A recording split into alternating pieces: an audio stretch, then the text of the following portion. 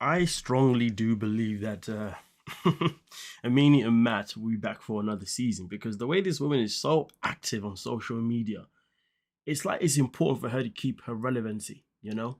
And we had the same thing last season with Adnam and Tiger Lily. And look what happened. They are now back for another season. We had the same thing with Shakai and Sup, and what happened? They were back for another season.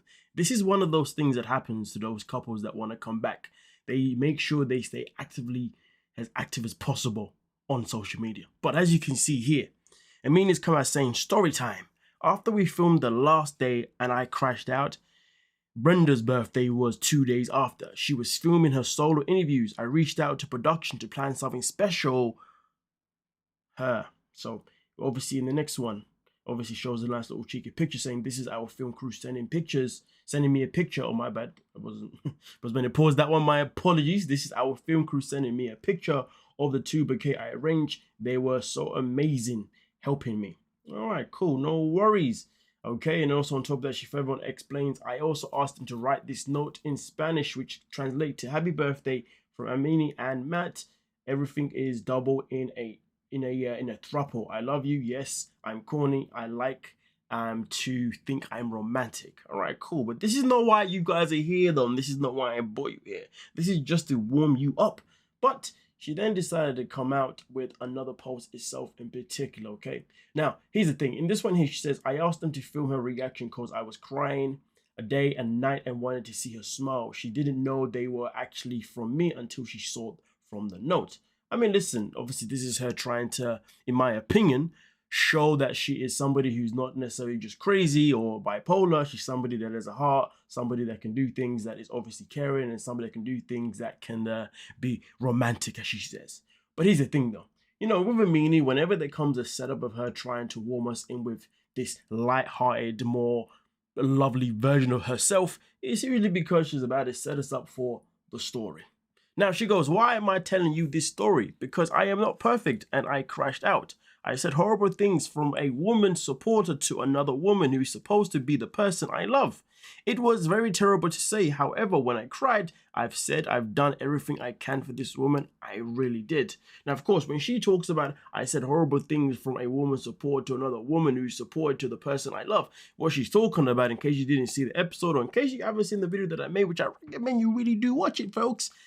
She decided to call out, well, when Brenda decided to pick Matt as the one to marry, and then when Brenda then decided to pretty much accuse Amini of not paying her the money that she said that she's going to pay her, Amini then obviously took the defense and then said to her, you know what, I could never be as desperate as you to pretty much dance for money. She literally went after her job, and obviously what she does for a living, saying that, you know, at least I'm basically not a skank like you who has to dance for money. I could never do that. And then that's when the whole OnlyFans thing popped up, and then it was revealed that Amini actually had OnlyFans, you know, prior to 90 Day Fiancé, which she then did stand on business by saying, yeah, that's what I did, blah, blah, blah, blah, blah. If you have not seen that video, I recommend you watch it out, folks, so you can get all the freaking details. Come on now. But with that being said, though, this isn't just it. She then continues with another post, of course. And it's crazy because she starts off this one by saying, how I never talked about why I crashed out. Because it's like making excuses, and that's a weak as BICTH behavior, and that's not me. She says this, but yet she has spent, what, 3 or 4 reels now, or stories, whatever you want to call it, pretty much setting us up to tell us her excuses. Like, make your mind up. But anyway, some people, I don't feel like they really, I feel like some people think they're smart, but really they're not smart. But as you can see here, she continues by saying, let me tell you what really happened in the morning of my crash out scene. She said, I don't want to do this anymore. Before crew came and she didn't want to say why.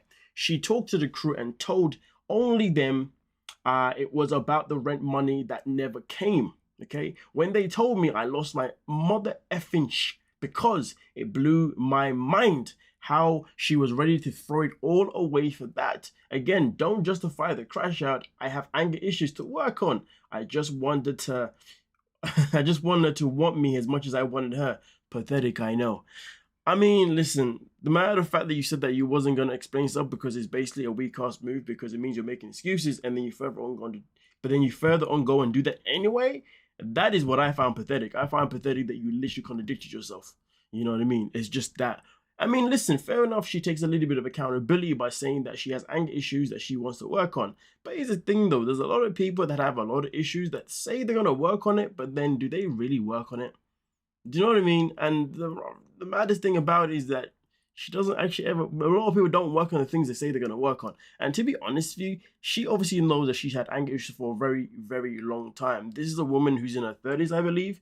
You would think that she would have probably spent a portion of her life fixing those or working on them. Do you know what I mean? So you can't sit here and tell us or tell me that you're only figuring out that you got anger issues that you should go and get, worked on. Nah, I'm not hearing that. You don't give a damn about getting them looked at. Come on now. And then she also finishes off by saying, for all of you asking, yes, of course, I still sent the money after. A promise is a promise. Now, we did make a video showing screenshots of her sending money to Brenda, but it being declined, proving that Brenda's accusations were false.